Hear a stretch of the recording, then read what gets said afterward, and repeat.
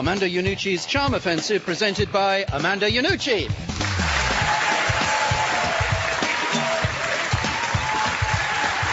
Thank you very much. Thank you very much. Welcome back to Charm Offensive, the show that's an anagram of me, Coffin Shaver.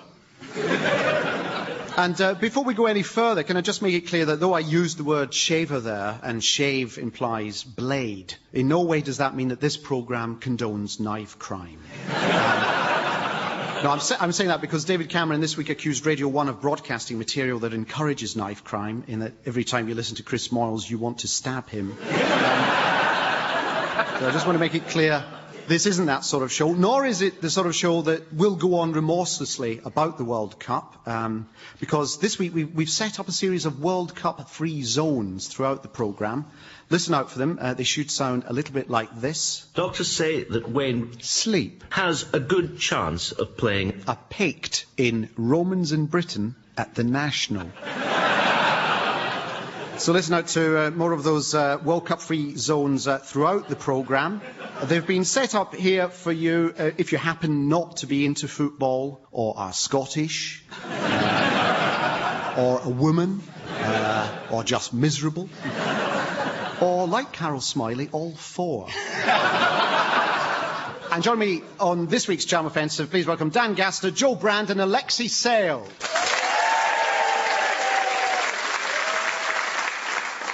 And just to prove that this show doesn't promote gun and knife crime, can I start by asking the panel if they've come here tooled up?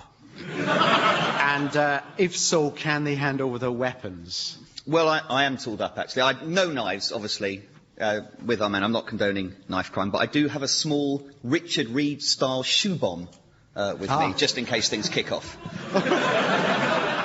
Alexei, have you got anything about No, I haven't. I mean, genuinely, I like to carry a knife. And I've always carried knives since I was a kid. And I like, and I feel because of the actions of some teenagers that I no longer can carry one. And I can't, I like to cut a rough hunk off my chorizo, I have to eat a whole chorizo. I have to force it down my gullet. An entire spicy sausage, because I can't carry a knife anymore. That's what all the kids are saying, though, to be honest, isn't it? That's what all the kids are saying. They are saying, I've got a nice ripe brie, and I'm having to use a hood ornament from a Maserati to...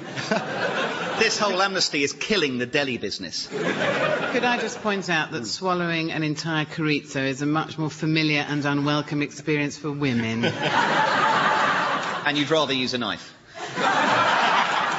Have you got anything about your person that we ought to know about? An offensive weapon. An offensive weapon. Indeed I have. I have a Fifi and the Flower Tots extra loud kiddie keyboard and drum set. That is extremely offensive. And it makes anyone that comes into our house suicidal for some reason. I've got a pillow which I would only use on Piers Morgan.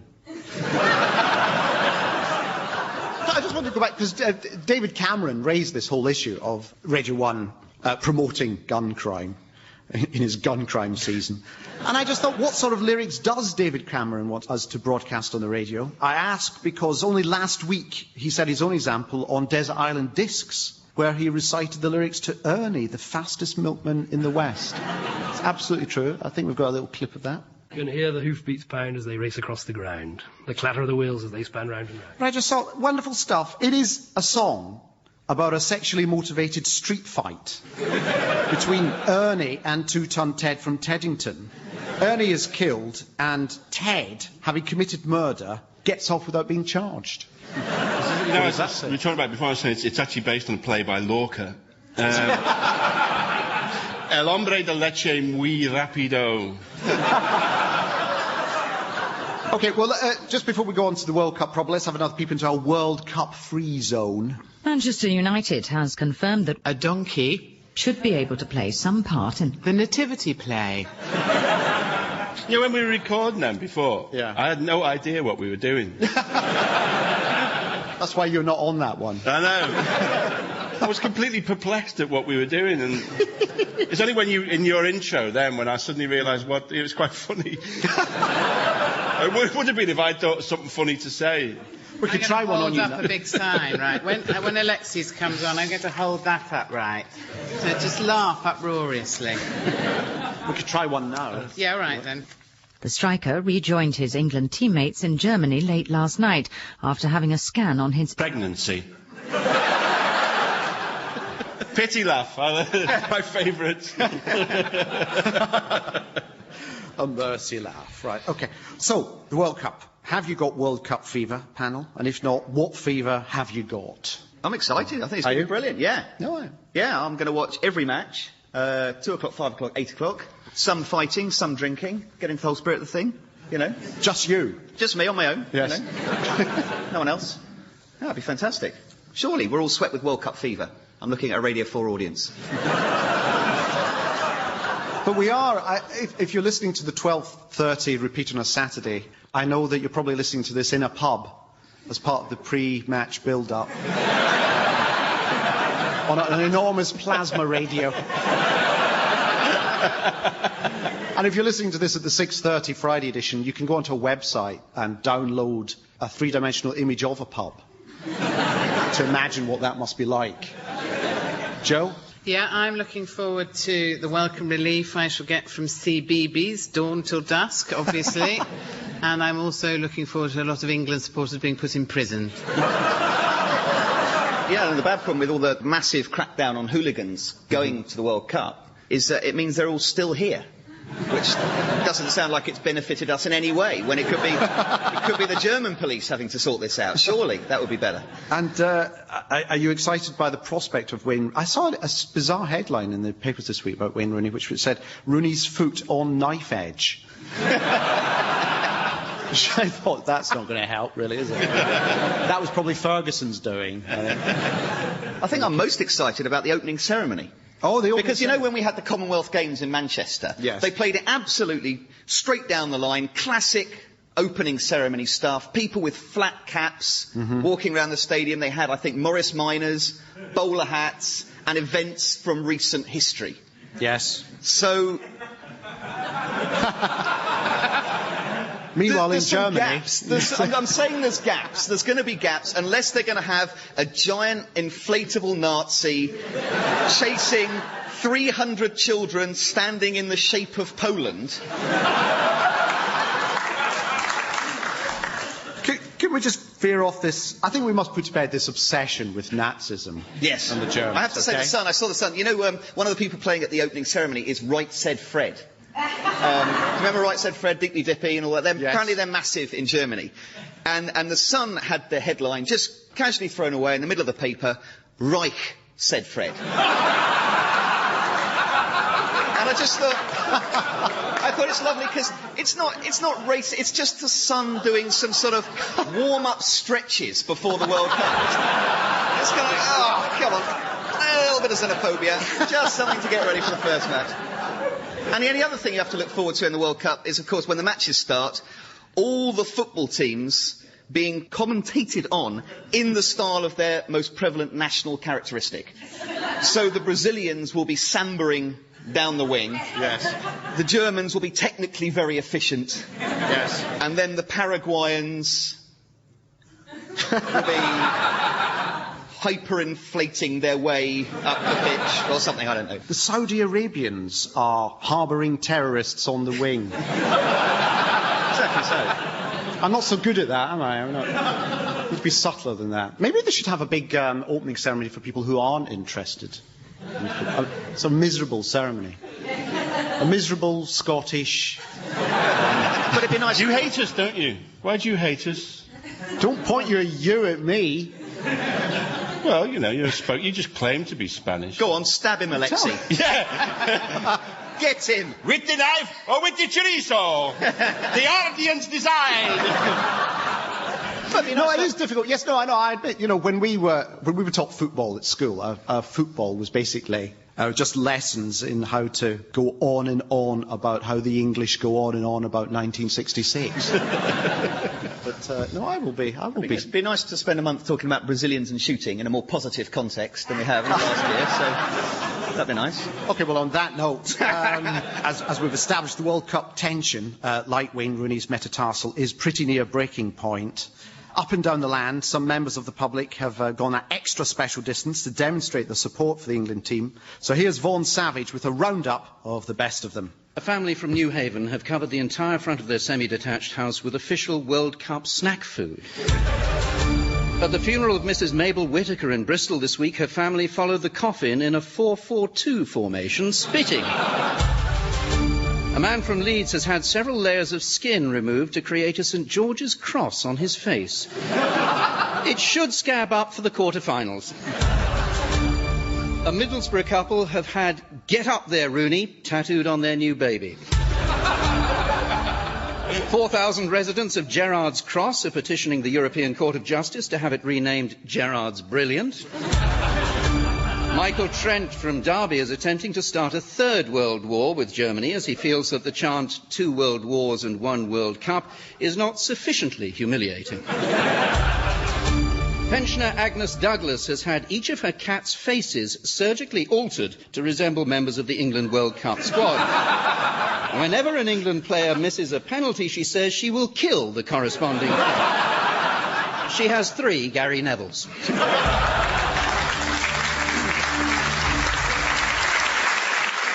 Now, the next section's called "Knock Knock, Who's There?" Bang! It's the police and we can't take any chances. Bang! It's the police and we can't take any chances. Who? Bang! Bang! Bang! This is, of course, a reference to the ongoing police raid in Forest Gate, London, where the police have either acted swiftly to eliminate a very real terrorist threat, or have once again shot an innocent person from somewhere hot. Although, to give them credit, he was Muslim this time, so they are getting a little bit closer. Here now for instant reactions are our panel. Credit where it's due for the police. There were 250 of them in a Victorian terraced house. No wonder the bloke came downstairs. So they must have sat around saying, "Look, there's 2 brothers in a Victorian terraced house. I mean, how many people should we take along? I mean, Brian, like 10, 20. We'll take 50, 150, 200, 250. That surely will be enough." And they did it in the middle of the night, so they're all on double time. Yeah. If they'd done it during the day, they could have had 500 for the same price. And done it properly. Well, with all the police in that house, crime goes up everywhere in London. So imagine if you've been a So burglar. who's laughing now? I think the 2 brothers. Imagine if you've been burgling the house next door and seeing 250 police. Just hold your nerve, keep quiet. They've all gone past. They've all gone past. Yeah. But they were looking for a suspicious vest, were they? A chemical vest. Obviously 2 blokes living together, it's not going to be in the washing basket. So do you think this is a case of... I mean, the police always say... I mean, the usual thing they say is, like, we're damned if we do, or damned if we don't. So why don't they just be damned if they don't? I think maybe it's because men are a bit crap at multitasking, right? So that they said to each one of these 250 had a specific job, right? You open the door, Rog. Right, you step over the mat. You run up and shoot him. Accidentally. You put the kettle on. See, that's 4 already. Do you know what I mean? I can see how the numbers mount up. Yeah, easy. You put the telly on Sky Sports, you know. I quite like as well the other thing that, was it the guy that got shot or was it the other guy said to the police that you won't find anything? Yes. And the Daily Mail have got very exercised about this as if he was taunting the police. Yes. Saying, well, you won't find anything. Yes. Which I'm not sure is kind of what he did do. Would anyone like a cup of tea? He mocked. You've shot me in the shoulder, he threatened. I mean, the whole question is that, I mean, Tony Blair argues that in this time of heightened security we have to rethink what our given human rights are. But I was alarmed by the way Blair said that he supported the police 101%, because actually from him that's quite low. That is the sort of support he gives someone when he's about to sack them. It's disappointing. 101%, that is, for me, 9% short of the standard level of hyperbole. Yes. Yeah. 110 is your entry point. Yes. Sort of like trying to be kind of demotic, isn't it? But not having the kind of courage to go all the way and say like the 103, 110%. 101. Yeah. That's fine. Wouldn't it be great, though, if just once on the television, a Prime Minister, when asked about a Cabinet Minister, actually said, well, I can assure you, I back him 95%. But the other thing we don't know about this whole story is who tipped the police off. Who was this person? Someone said to the police, person, yes. my neighbour, I think, is making an exploding vest, I think. And they all went round. It's called an Emperor's New Vest. The police are just responding to crank calls, aren't they? Yes. Any bunch of kids that phones up and says, oh, you want to come and arrest the bloke next to me? By the way, his name's Hugh Janus. And then there's a lot of giggling. They go round, they steam round, they don't care. 500 of them straight in. Exactly. And then there was an attack of flour in the House of Commons. Someone released a bag of flour in the House of Commons, which shut everything down. And again, it was damned if they do, damned if they don't, because the public said, well, how did the bag of flour get into the House of Commons? And all the security people said, well, we put it through a scanner and saw that it was a bag of flour. If it was anthrax, we would have flushed it down the toilet. Now, this week, Chris Moyles was declared innocent by the BBC Board of Governors for calling a ringtone gay, on the grounds that children use the word gay these days just to mean rubbish or lame, as in the sentence, Tony Blair is a gay duck Prime Minister. So, panel, the question is, should we rejoice in the evolution of language among the younger generation, or should we dismiss anything the little ferret-faced twackers are saying? Well, I think the most important thing to do if you're kind of a middle-aged person Yes. is actually not to have anything to do with young people's language, because I went around for a few months going, look at that minger over there.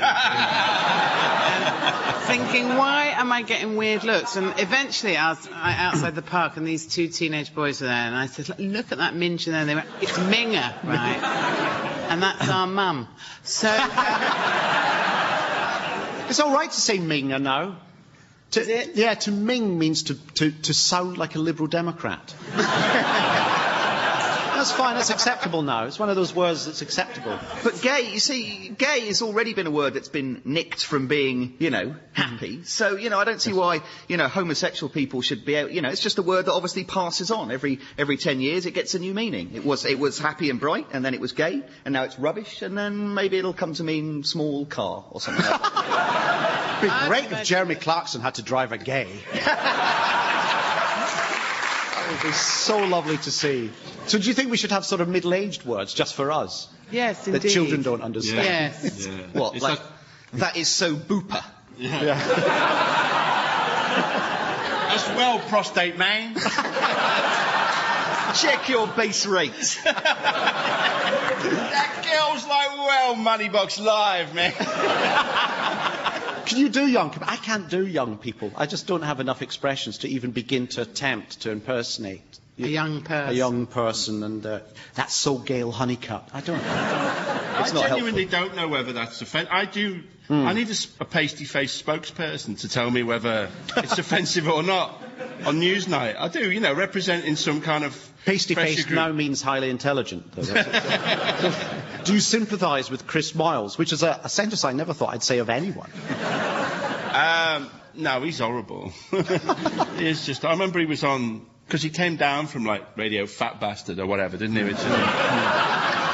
And It's like that radio station. yeah. It's the radio station of the High and Mighty chain, wasn't it? And Actually, there's a great shop, well, I don't know if it's there anymore, in Glasgow, in fact, called Jolly Big. Which is actually for blokes, obviously, because if it was for women, it would be called Jolly Depressed, Never Go Out. But, So That's anyway, kid to get slang. back onto Chris Moyles, Yeah. which Well, actually- again was another sentence I never thought I'd ever say.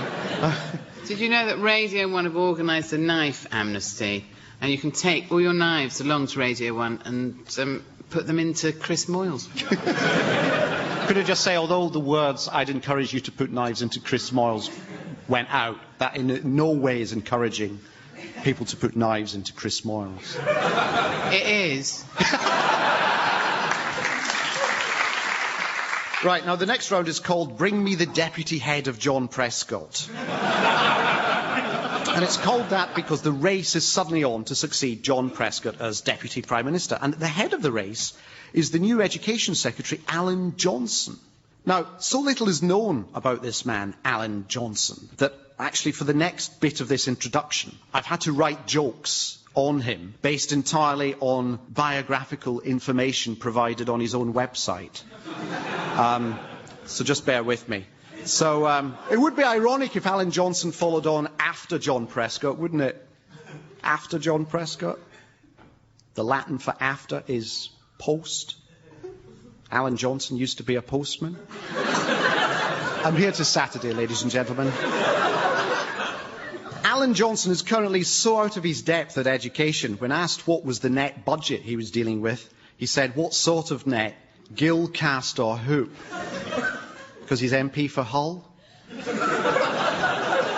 Where in the last 150 years, they've lost 900 fishing boats.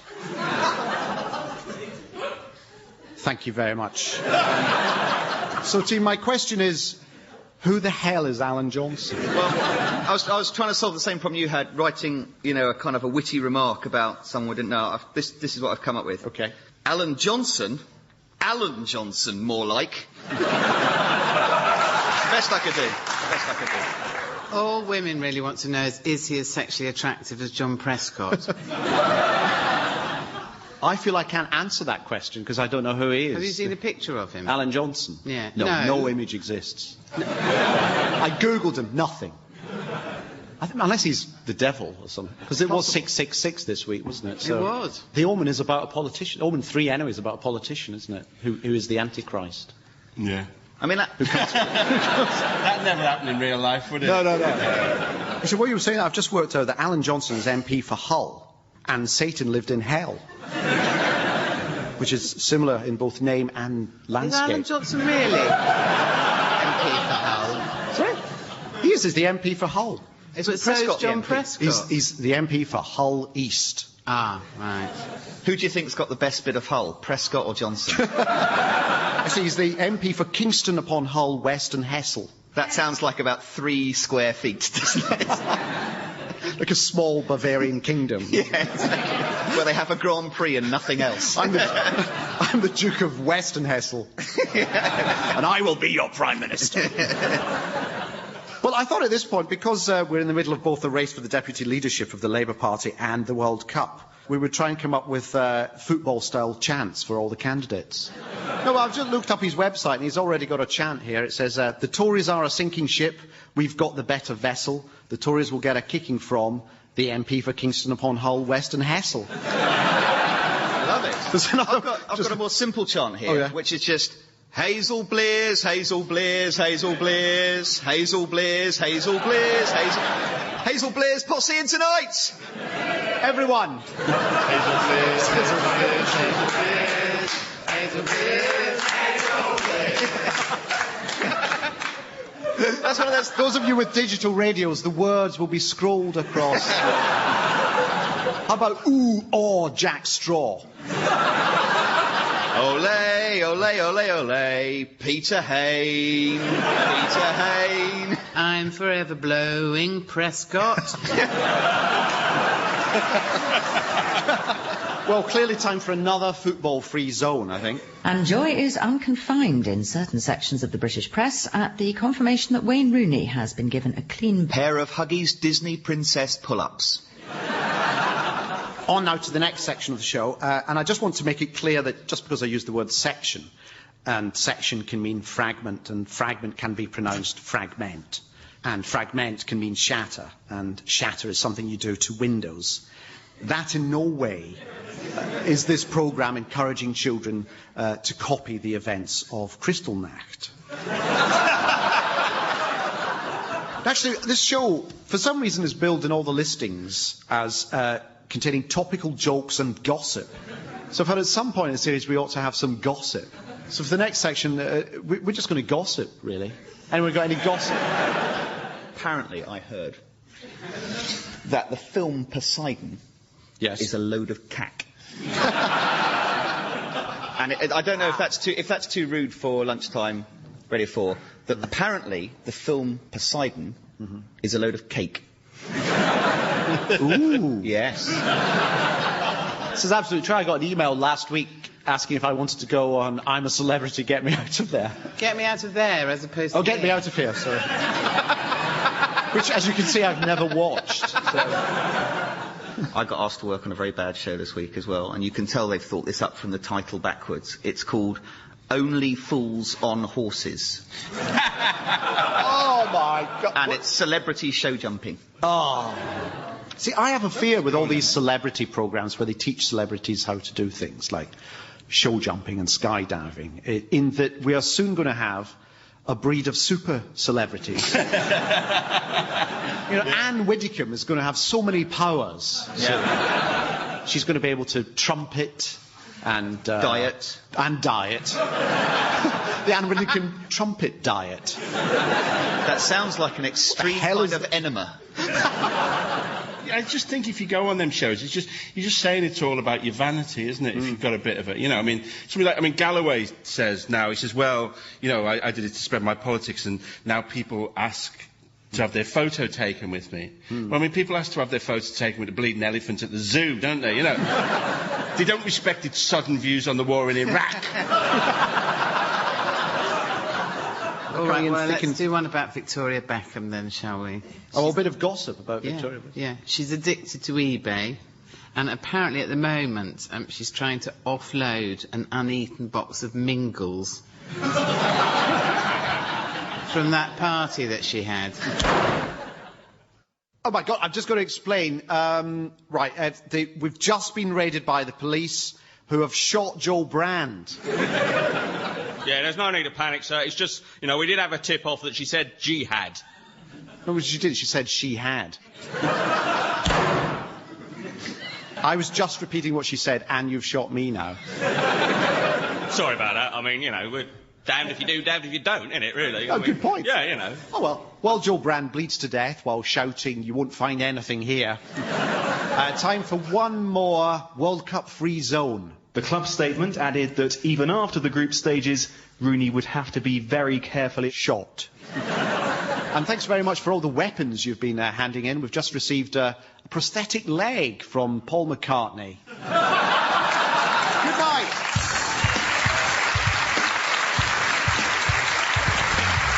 That was Amanda Lannucci's Charm Offensive, presented by Amanda Lannucci. The guests this week were Alexei Sale, Joe Brand and Dan Gaster, and featured Dan Tetzel. It was written by Amanda Lannucci and John Holmes, Will Smith, Ian Martin, Roger Drew, Nick Doody, Dan Tetzel and Sean Gray. And the producer was David Tyler. The programme was a Positive production for the BBC.